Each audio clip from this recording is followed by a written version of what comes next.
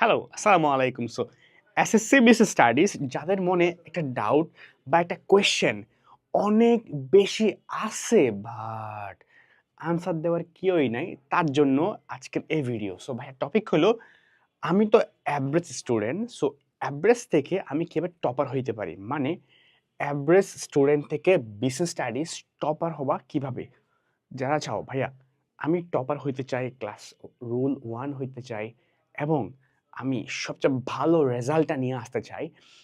ইনশাআল্লাহ আজকের এই ভিডিওতে শেষ পর্যন্ত দেখলে আমি তোমাকে এমন একটা মাইন্ডসেট, এমন কিছু টেকনিক্স তোমাকে ইনশাআল্লাহ আমি দেব।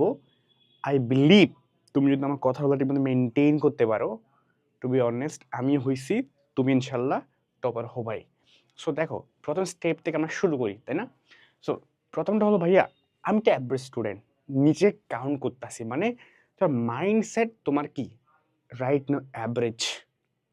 তোমার ক্যালিবার বেশি হইতে পারে, তোমার এফোর্ট দেওয়ার সক্ষমতা বেশি হইতে পারে, বাট তোমার মাইন্ডসেট এখনো অ্যাভারেজ। এটাকে বাড়াইতে হবে। বাড়াইতে হইলে লাইক শুধু মুখে বললেই হয় না, স্টেপ নিতে হবে। স্টেপটা কি? প্রথম স্টেপ প্রপার সিলেবাস এবং এক্সাম প্যাটার্ন আন্ডারস্ট্যান্ডিং। আমরা ম্যাক্সিমাম মানুষ জানি না, কিন্তু আমার সিলেবাসটা কি হওয়া উচিত, বুঝলা? যে মানে আমার সিলেবাসটা কি, কি পড়া উচিত, আমার সিলেবাস কি, আমার পরীক্ষায় কোন কোন সাবজেক্টের কোন কোন জায়গা থেকে কোন কোন কোয়েশ্চেন কেমন করে করতে পারে। যেহেতু স্কুলের একটা পার্ট, রাইট? স্কুলের কোন টিচার কিভাবে কোন জায়গা থেকে কোয়েশ্চেন করবে, বা ওনার কোয়েশ্চেন করার এরিয়াটা কতটুকু, ওই সিলেবাসটুকু আমরা জানি না, বা আমরা আদৌ জানি না বোর্ড এক্সামের জন্য কোনগুলো ইম্পর্টেন্ট, তাই না? তো আগে তোমার সিলেবাসটাকে বুঝতে হবে ভাইয়া। অ্যাকাউন্টিং, হিসাব বিজ্ঞান, ব্যবসা উদ্যোগ, ফাইন্যান্স এবং ব্যাংকিং, আগে সিলেবাস বুঝো। সেটা বাংলা, ইংরেজি, বিজ্ঞান, সাধারণ গণিত, সব কিছুর জন্য আন্ডারস্ট্যান্ড সিলেবাস প্রপারলি। প্রপারলি মানে প্রপারলি পারলে একটা কি করো, স্কুলগুলোতে একটা কি আছে না তোমার, প্রিন্টেড একটা কি সিলেবাস প্রোভাইড করে, অর্ধবার্ষিকী কোনগুলা, বার্ষিকী কোনগুলা। তুমি এটা নাও, নিয়ে দেখো, অ্যাকচুয়ালি রিয়েলাইজ জাস্ট আছে বাসায়, ওকে ফাইন রেখে দিলাম এমনটা না, তাই না? সো বুঝলাম, তাইলে আমি বুঝলাম যে না আমার কি আছে অ্যাকচুয়ালি। দেন এক্সাম প্যাটার্ন আন্ডারস্ট্যান্ডিং। আচ্ছা, হিসাব বিজ্ঞানে কত নাম্বারে এমসিকিউ আসবে, কত নাম্বারে সিকিউ আসবে, ফাইন্যান্সে, তারপর তোমার ব্যবসা উদ্যোগে, বাংলায়, ইংরেজিতে এক্সাম প্যাটার্নটা কেমন? অনেকে হয়তো আমি ভাইয়া বলতেছে আমি তো জানি সব কিছু। Well well well well well তুমি জানো, তুমি কি জানো এক্সামটা ঠিক অ্যাকাউন্টিংয়ে 60টা কোয়েশ্চেন হলে ধরলাম আর কি, হ্যাঁ, কোন কোয়েশ্চেনটা কোন চ্যাপ্টার থেকে দিবে? সব চ্যাপ্টার থেকে তো কোয়েশ্চেন দিবে না, দিলেও কোন স্পেসিফিক জায়গা থেকে দিবে জানো, তুমি জানো না। এক্সাম প্যাটার্নটা কি হবে, কোয়েশ্চেন প্যাটার্নটা কি হবে, জানো জিনিসটাকে। তাহলে তুমি কি করলে, তুমি সিলেবাস জানলা, কোন সাবজেক্ট থেকে কত কি হবে না হবে সেটা তুমি বুঝলা, তাইলে আমাকে বলো, তাইলে তোমার একটা আন্ডারস্ট্যান্ডিং হইলো আমার সিলেবাস এটা, আমার পড়তে হবে এটা, আমার ওয়ে পড়তে হলে কোয়েশ্চেন হবে এই ভাবে। ঠিক আছে, গেল।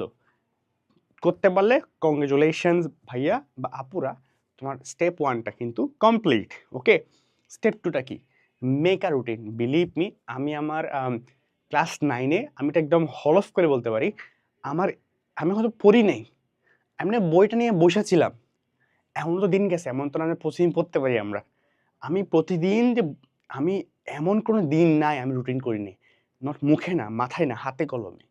হাতে কলমে রুটিন করছি। একটা খাতা ছিল আমার এভাবে, মোটা খাতা।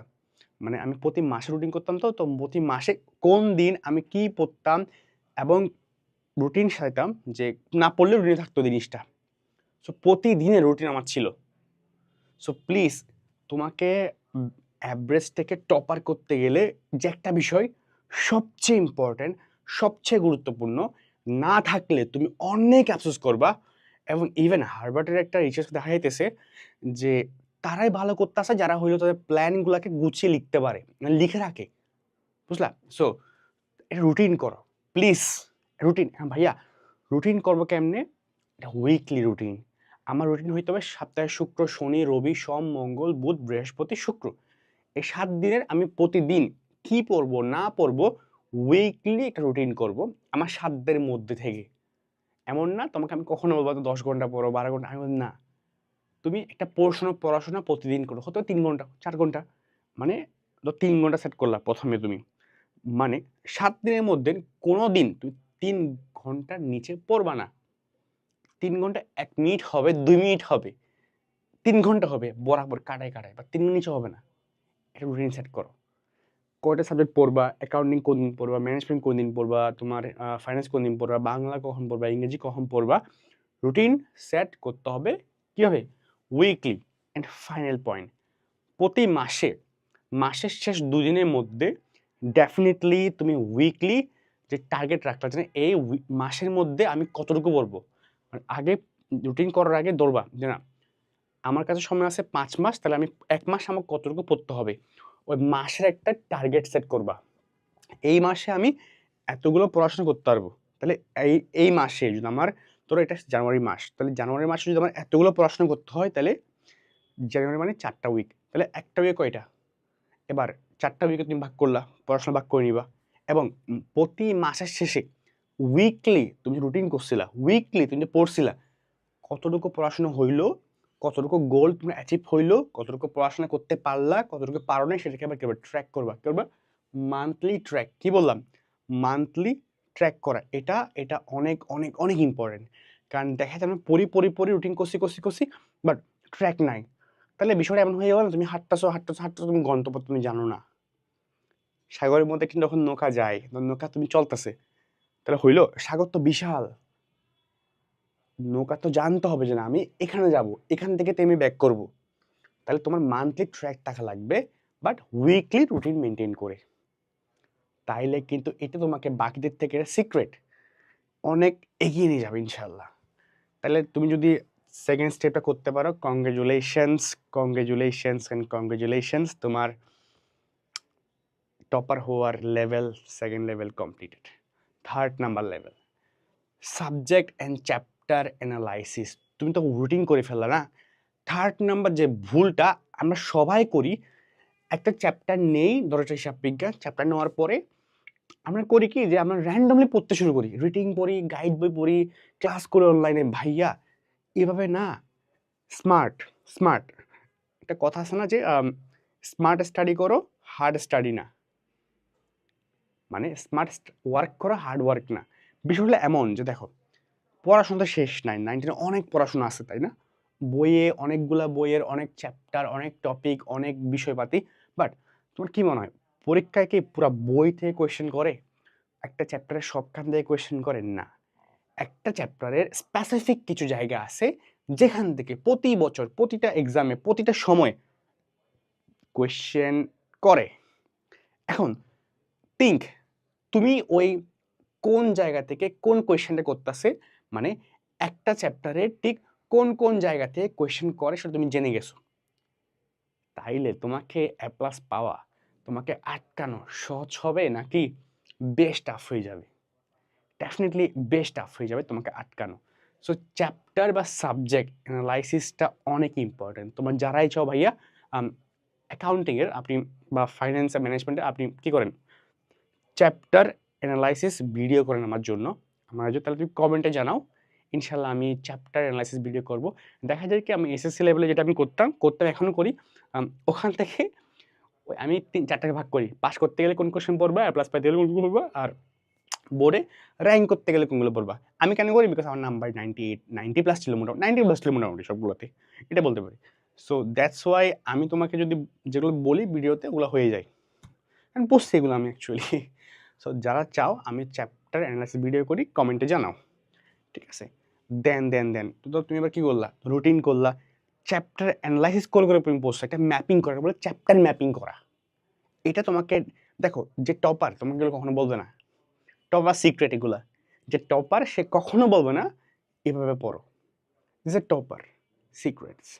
সো এটা করতে হবে, এটা করলে বুঝবা যে না এখান থেকে তোমার গেম স্টার্ট, টপার হওয়ার লেভেলটা ভিন্ন হইতেছে। এবার ফাইনাল পয়েন্ট ভাইয়া, সবাই করে কি যে ব্যবসা উদ্যোগ, বিজ্ঞান, ইসলাম শিক্ষা যেগুলোই আছে অ্যাকচুয়ালি আমরা মুখস্থ করতে অনেক বেশি পছন্দ করি। আমরা মনে করি পরীক্ষার আগের রাতে পড়বো, পানির মতো সহজ।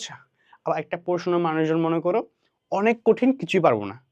আসলে পানির মতো সহজও না, একদম আকাশের চূড়ার মতো কঠিন তাও কিন্তু না, চোয়া কঠিন তাও না। এটা অ্যাভারেজলি মানে মধ্যম, কঠিনও না সহজও না, পড়তে পারলে একদম ইজি। কি করতে হবে ভাইয়া?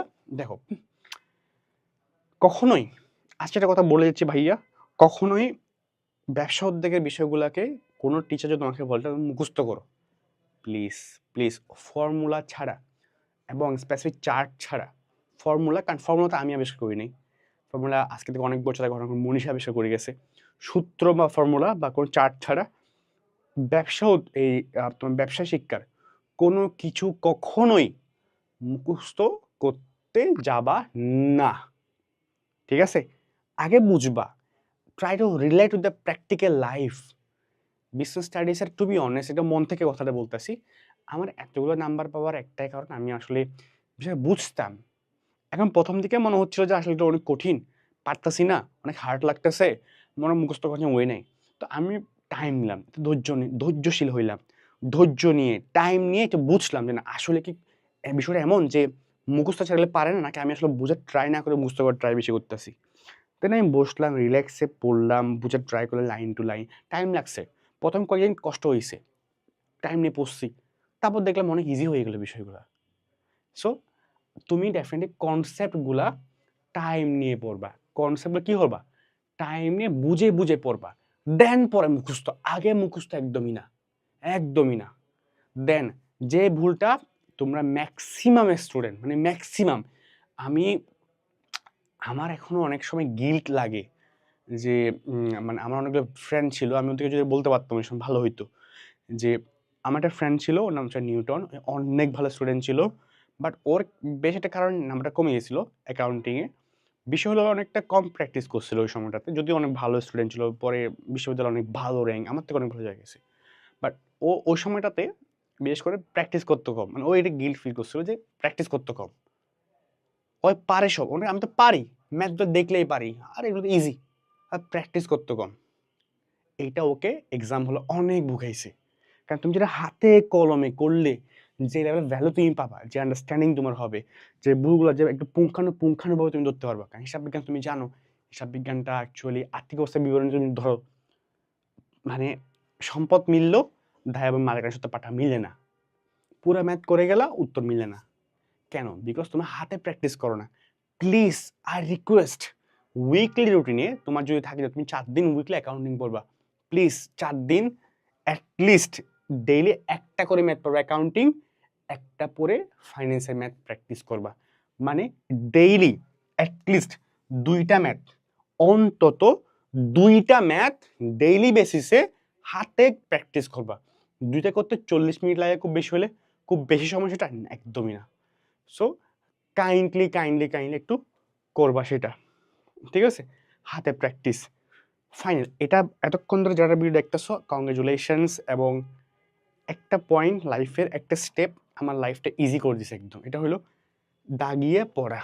আমার খাতাগুলো এমন ছিল, অনেক কাছে রিলেট করতে পারবা, মানে বইগুলো এমন ছিল যে মানে দাগাইতে বিভিন্ন কালারিং কলমে দাগাইতে মানে এমন অবস্থা একটা বই কেনা লাগবে আমার থেকে, এমন অবস্থা হয়ে গেছে। সো এটা লাভটাও আছে।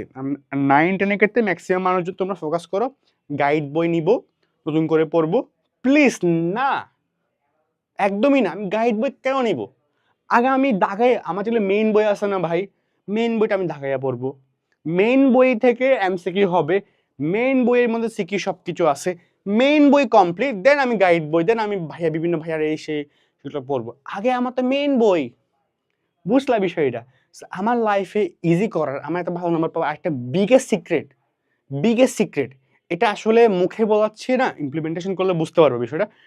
এটা বাংলা হইতে পারে, এটা বিজ্ঞান হইতে পারে, এটা ফাইন্যান্স হইতে পারে, এটা ম্যানেজমেন্ট হইতে পারে, মানে ব্যবসা উদ্যোগ হইতে পারে। প্লিজ দাগিয়ে পড়ো, দাগিয়ে। আর অনেকে নোট করো কেমনে, বইয়ে যা লেখাগুলো আছে ওগুলোকে তুমি আবার খাতায় লিখো। সেটা বইয়ে আছে, সেটা খাতায় লিখলাম, নোট হইল না। নোট মানে কি, একটা চ্যাপ্টারে যে ইম্পর্টেন্ট লাইনগুলো হতে পারে 10টা 12টা 13টা ম্যাক্সিমাম এমনটা হয়, যে লাইনগুলোতে এমসিকিউ অবশ্যই আসবে, পড়লে বোঝা যায় বিষয়গুলো কোনগুলোতে এমসিকিউ আসতে পারে, ওগুলাকে একটু, ওগুলার মেইন কথাটাকে আলাদা করে লিখে রাখা তোমার বাসায়, বইয়ের বাসায় না, তোমার বাসায় লিখে, ওটাই নোট। আর প্রতিটা লাইন টু লাইন দাগিয়ে পড়া, ছিঁড়ে যাক বই, পালা একটা কিনবো। বিজ্ঞান বই 2বার কিনছি, আমি 2বার কিনছি, তুমি বুঝতেছো বিষয়টা? সো দাগিয়ে পড়তে হবে। এই দাগিয়ে পড়া অভ্যাস যার আছে না, আমাকে কমেন্টে জানাও কারা, কারা দাগিয়ে পড়ো। যার এই দাগিয়ে পড়ার অভ্যাস আছে, বিলিভ মি ভাই, তুমি ভালো করবা ইনশাআল্লাহ। আমাকে বলো কারা, কারা দাগিয়ে পড়ো। ওকে? দেন এতটুকু পড়তে পারলে বুঝবা যে না, তুমি টপার হওয়ার অলরেডি তুমি রেসে চলে গেছো। অলরেডি তুমি রেসে ভাই, অলরেডি। এবং ফাইনাল ২ টা পয়েন্ট যেটা অ্যাকচুয়াল টপারদেরকে বানায়। অ্যাকচুয়াল টপার কারা ডিসাইড করে? রিভিশন। ম্যাক্সিমামটা আমরা পড়ে যাই, রিভিশন দেই না। ২ বছর আগে কি বলছি ভুলে গেছি এখন। এটা করা যাবে না। রিভিশন অনেক ইম্পর্টেন্ট। সো প্লিজ রিভিশন দিতে হবে এখন থেকে। কি করতে হবে? রিভিশন দেওয়া লাগবে। এই রিভিশনটা তোমার লাইফ চেঞ্জিং হবে। টপার, অ্যাভারেজ যে মাঝখানে ডিফারেন্সটা আছে এটা কিন্তু অনেক সময় রিভিশনই ক্রিয়েট করে দেয়। যেখানে কেউ সেম প্রিপারেশন নেওয়ার পর কেউ ক্লাস রোল ১ হয়, কেউ ২ হয়। আমার ক্ষেত্রে মনে হয় ২ টা কারণে হয়। একটা হলো রিভিশন, একটা মাইন্ডসেট। তো রিভিশন আমার দেওয়া লাগবে। অন্তত একটু সময় পর, পর একটু, একটু হলে দেওয়া লাগবে। ফাইনাল পয়েন্ট, ফাইনাল পয়েন্ট একদম লাস্ট পয়েন্টে চলে আসছি। এটা হলো মাইন্ডসেট। ধরো টপার মাইন্ডসেট কেমন? ধরো আমি এবং আমার ফ্রেন্ড দুজনে আমরা জানি যে না, দুজনেই হইলে মোটামুটি বুঝতেছি না কি আমার যে ক্যালিবার, আমার যে পড়ার ক্ষমতা আল্লাহ আমাকে মাথায় যা দিছে, ওকেও সেম ভাবেই দিছে।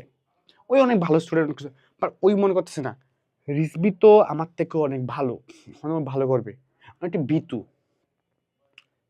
ওর মাইন্ডসেটে একটু কি আমাকে এগিয়ে রাখতেছে, হয় কনফিডেন্ট, এক কথা কনফিডেন্ট না। আর আমি মনে করতেছি না আরে ওকে তো আমি হারাই যাবো ইনশাল্লাহ।